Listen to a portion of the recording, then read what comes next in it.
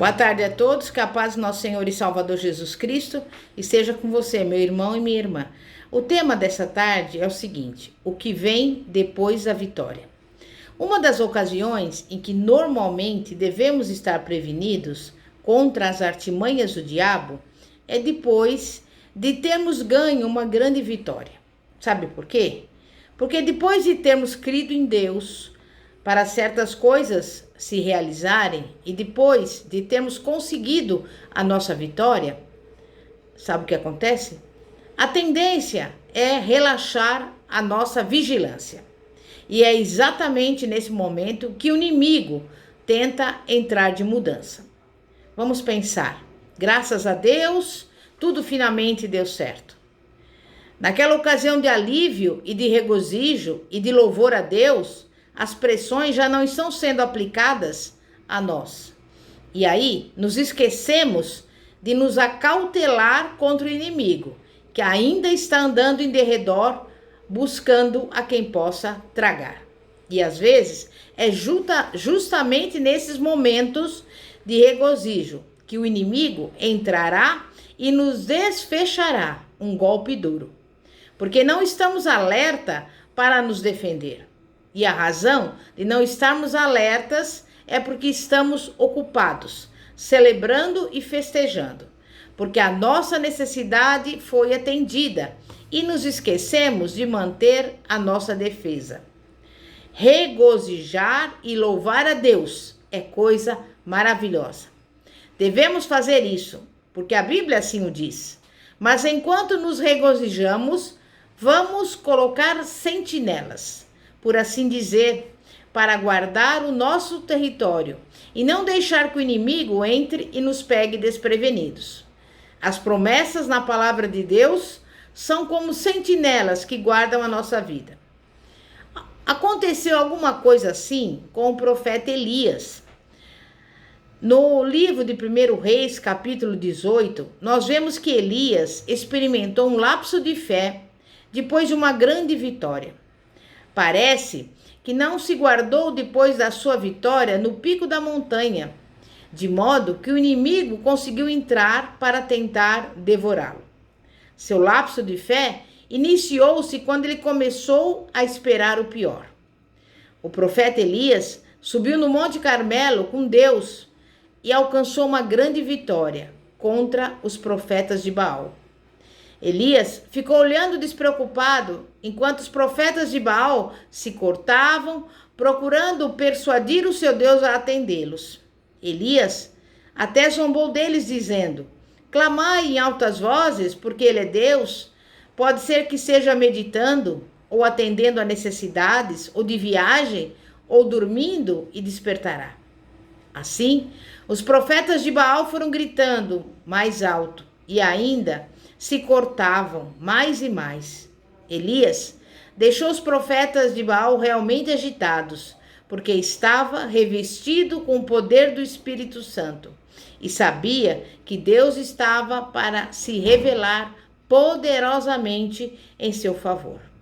Então Elias foi até ao altar do Senhor que tinha restaurado, orou e o poder de Deus se manifestou, caiu como fogo, queimando o sacrifício e lambendo água no rego em derredor dele. Os profetas de Baal tinham orado e gritado ao seu Deus durante o dia inteiro, mas Elias orou e Deus, provavelmente dentro de 2 minutos, se demonstrou com poder onipotente. Ele se fez presente. E nós vemos na Bíblia Sagrada que Elias, esse grande homem de Deus, que acabara de clamar fogo do céu e observara em triunfo enquanto o fogo consumia o seu sacrifício esse que ficara ensopado com 12 barris de água. Veja que em seguida ele matou todos os profetas de Baal. Ora, essa é uma vitória tremenda contra o inimigo, não é verdade?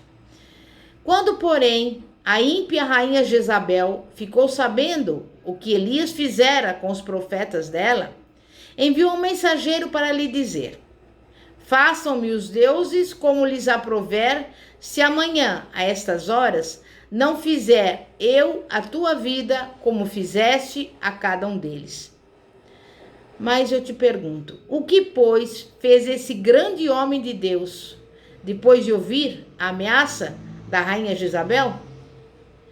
Lembre-se, este era o profeta que acabara de derrotar todos os profetas de Baal, mediante o poder de Deus. Quando, porém, ele ouviu a ameaça de Jezabel, virou as costas e fugiu, aterrorizado. Isso nos faz lembrar certos cristãos. Às vezes, imediatamente depois de terem tido uma vitória tremenda, aparece alguma pequena provação. E, em vez de resistirem ao inimigo e ficarem firmes na fé, a primeira coisa que fazem é colocar-se em debandada. Às vezes, depois de você ter experimentado uma grande vitória espiritual, o diabo vai alcançá-lo com um contragolpe.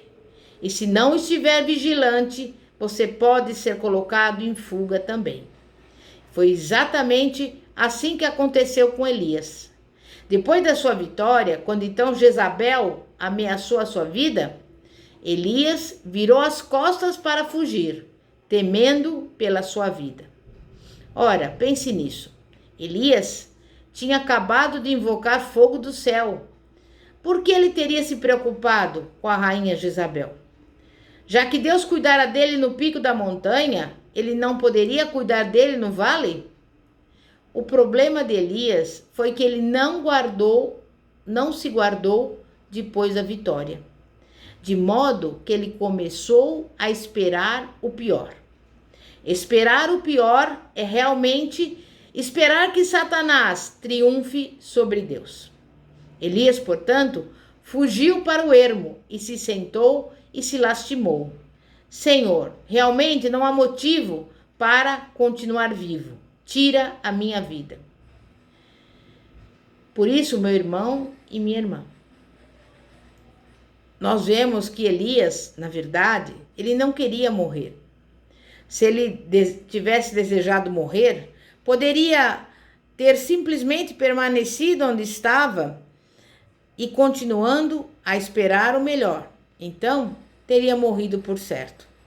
Por outro lado, Elias poderia ter permanecido naquele lugar e da mesma forma esperado o pior. Mas se ele tivesse confiado em Deus para livrá-lo da ímpia rainha Jezabel, ele poderia ter andado no plano divino da vitória para a sua vida. Jezabel não poderia ter tocado nele de modo algum. Deus poderia ter livrado Elias se ele tão somente tivesse clamado a ele. Dito, por exemplo, Senhor, Deus de Abraão, de Isaque e de Jacó, invoco-te agora, pedindo o teu poder protetor. Você sabe quem seria decapitado nesse caso? Jezabel. Deus tinha o seu plano para a vitória já elaborado. Sabia exatamente o que faria para livrar Elias. Mas em vez de permanecer na fé e esperar o melhor, Elias teve um lapso de fé e fugiu com muito medo. Não estava alerta contra as astúcias do inimigo. Não sabia que Satanás procuraria entrar na vida dele depois de uma grande vitória. E nós precisamos aprender com essa experiência de Elias. No pico da montanha, todo o povo se alegrou com Elias quando este ganhou a batalha contra os profetas de Baal. Todos disseram, Jeová é Deus. E você sabe de uma coisa? Elias esperava que todas essas pessoas se voltassem de Baal e começassem a adorar a Deus, mas não fizeram assim. Elias não tinha se preparado de antemão para receber semelhante desencorajamento, de modo que passou a sentir dó de si mesmo e começou a queixar-se diante de Deus, alegando ser o único que sobrou para servir a ele. Deus deixou Elias saber que havia um remanescente de 7.000 pessoas que não tinham dobrado o joelho para adorar Baal. Você pode ver isso em 1 Reis, capítulo 19, do versículo 9 ao 18. E nisso há uma grande lição para nós também. Precisamos tomar cuidado para evitar confiança demasiada nas nossas próprias vitórias. Podemos começar a pensar: não há nada que possa me vencer. Ora, em certo sentido, isso é verdade. Nada poderá vencê-lo enquanto você permanecer na palavra de Deus e fixar-se nele a sua fé. Enquanto Deus e não você estiver fazendo a obra, você não poderá ser vencido pelo inimigo. É que verdade, a palavra de Deus nos diz que somos mais que vencedores. Mas nós só somos mais que vencedores se estivermos em Cristo. Se por outro lado começarmos a jactar-nos de nós mesmos, teremos graves problemas. Todas as vezes que você ganha uma batalha contra o inimigo pela fé, realmente não foi você quem venceu sozinho o inimigo, nem quem ganhou a vitória com as suas próprias forças. Você simplesmente deixou que aquele que é maior, aquele que está dentro de você, tomasse controle da situação e obtivesse a vitória por você. Tudo quanto você fez foi tirar-se do meio do caminho e não deixar que o seu próprio eu governasse a situação. Aí assim, aquele que é maior fez a sua obra. Mas ao ficar olhando Deus travar as suas batalhas para você, você pode ficar tão emocionado com a glória da vitória que o seu orgulho vai crescendo. Enquanto você está desfrutando dos benefícios da vitória, lembre-se, apenas quem é aquele que é maior. Não é você, é Deus. Realmente, quando tiramos o nosso eu do meio e nos rendemos ao Espírito de Deus e deixamos que ele domine a situação, o poder de Deus opera maravilhas em nosso favor, todas as vezes, sem falta. Mas é possível ficarmos demasiadamente confiantes em nós mesmos e não nas nossas próprias forças. É muito fácil ficarmos com a atitude: oh, rebaixei o inimigo, é fácil para mim, eu consigo dar conta dele. Não, você não consegue. Você não dá conta do diabo por você mesmo. É verdade que Jesus já derrotou o diabo.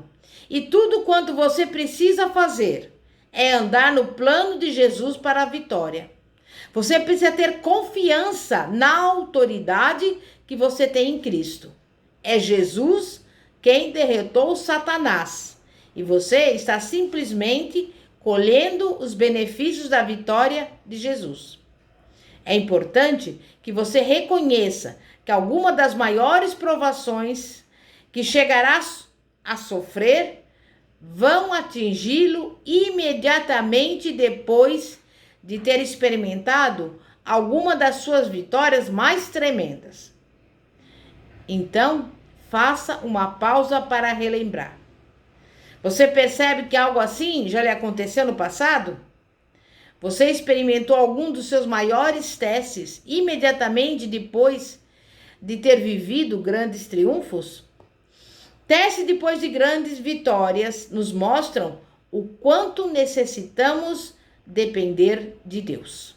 Elias não tinha aprendido esse segredo, pois ele estava fugindo aterrorizado, embora fosse óbvio que Deus tinha operado um grande milagre em seu favor.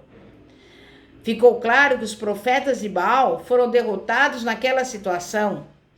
Ficou claro que o Senhor Deus tinha se declarado Deus dos deuses. Mas eu quero lhe perguntar uma coisa.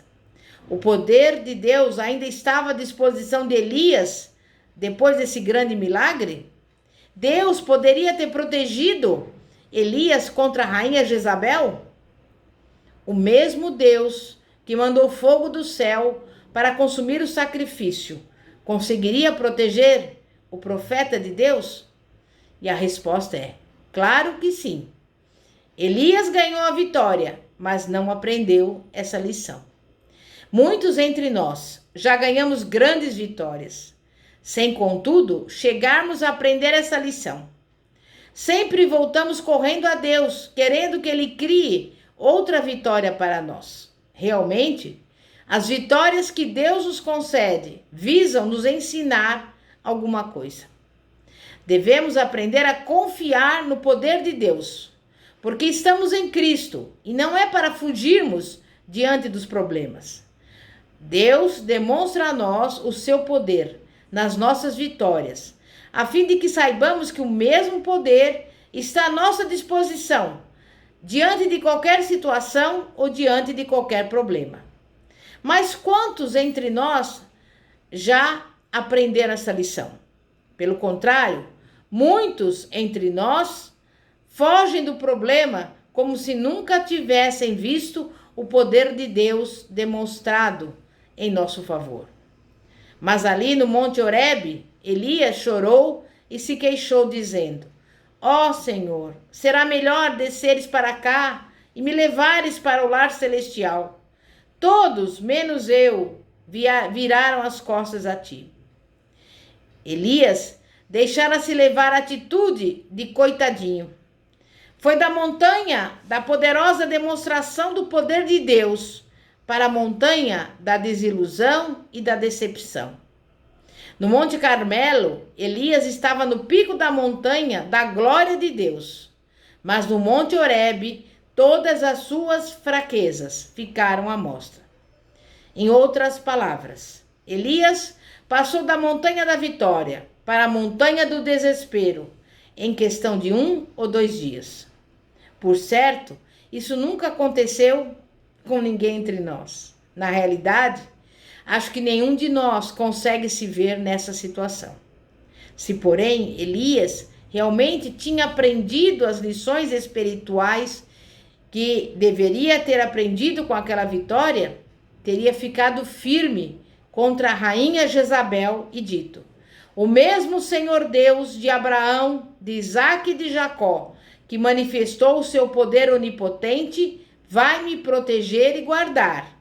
Eu não preciso fugir para qualquer esconderijo. Mas como Elias realmente fugiu para se esconder, Deus cuidou dele do mesmo jeito e lhe mostrou outra lição a respeito da sua poderosa proteção e poder. Então eu te pergunto, o que podemos aprender com essa experiência de Elias? Entre outras coisas, uma vez que você está andando no plano divino da vitória para a sua vida, não pule fora. Permaneça na vitória. Para fazer assim, você precisará se proteger com a palavra nas suas áreas de fraqueza, para o diabo não pegá-lo de surpresa. Então você poderá continuar com fé a sua caminhada. Acho, no entanto, que no fim, Elias aprendeu a sua lição, pois nunca mais o achamos naquela situação. Pelo menos a palavra de Deus nada registra nesse sentido. Por outro lado, alguns entre nós recebemos uma demonstração de muitas lições em seguida, mas ainda, às vezes, não aprendemos nenhuma delas. Elias frequentou a escola da fé. Ele foi ensinado aquela lição, mas quando veio a hora da prova, foi reprovado. Deveria ter sabido que vivia à sombra da proteção de Deus. A Bíblia diz que Elias era um homem sujeito a paixões, exatamente como nós. Isso significa que fomos feitos de modo semelhante. Somos humanos da mesma maneira que Elias. Então, venhamos aprender das vitórias que Deus já nos deu no passado. Então, poderemos tirar proveito da lição que a vitória nos ensinou a respeito do grande poder de Deus, para não sermos reprovados no teste. A vitória ou a derrota, a morte ou a libertação. A escolha é nossa. E você? Vai seguir o plano divino para a sua vitória? Somente você poderá determinar se será vítima ou vencedor? Um fracasso na fé ou um gigante na fé? Tome o seu lugar na sala da fé, no céu, juntamente com Moisés, Josué, Daniel e os 3 jovens hebreus. Você pode andar no plano divino da vitória na sua vida, em nome de Jesus. Amém e graças a Deus. Vamos orar e agradecer ao Senhor. Santíssimo Deus e poderoso Pai, Pai de nosso Senhor e Salvador Jesus Cristo. É através dessa experiência de Elias que nós aprendemos a não fugir, a não ter medo, não ficar em desespero depois de uma grande vitória, porque sabemos que o inimigo, ele anda ao derredor buscando a quem possa tragar, mas nós vamos ficar vigilantes e vamos resistir ao inimigo e sabemos que o Senhor vai nos dar a vitória, independentemente do problema, da dificuldade ou da circunstância. Por isso, neste momento, nós damos graças a Ti, te louvamos, te agradecemos, porque até aqui o Senhor tem nos ajudado. Muito obrigada, Jesus. Amém e graças a Deus. Glória a Deus. Eu convido você a nos acompanhar no canal do YouTube Igreja Poder de Cristo. E você também poderá mandar a sua mensagem no seguinte número de WhatsApp: 0 operadora 11 9 4229 5533. Que a paz de nosso Senhor e Salvador Jesus Cristo esteja contigo. Amém e graças a Deus. Glória a Deus.